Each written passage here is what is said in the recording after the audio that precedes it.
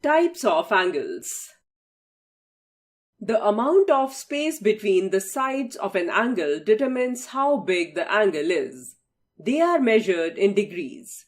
An angle of 0 degrees will have both sides on top of each other.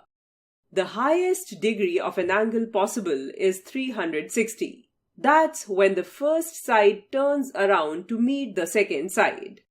1. Acute angles.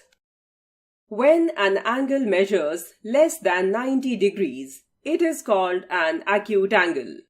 In the image, lines AB and BC form an angle ABC at the point of contact B, which measures 45 degrees. Hence, angle ABC is an acute angle. 2. Right angles.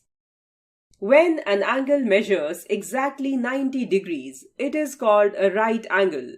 A right angle is a straight line fixed upright over a flat horizontal line. In the image, lines AB and BC form an angle ABC at a point of contact B, which measures 90 degrees. Hence, angle ABC is a right angle. 3. Obtuse angle. When an angle measures more than 90 degrees, it is called an obtuse angle. In the image, lines AB and BC form an angle ABC at a point of contact B, which measures 120 degrees. Hence, angle ABC is an obtuse angle. 4. Straight angle. When an angle measures exactly 180 degrees, it is called a straight angle. A straight angle is a straight line where the second line lies flat on the other side of the first line. In the image, lines AB and BC form an angle ABC at the point of contact B, which measures 180 degrees. Hence, angle ABC is a straight angle.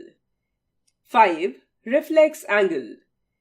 When an angle measures greater than 180 degrees but smaller than 360 degrees, it is called an reflex angle.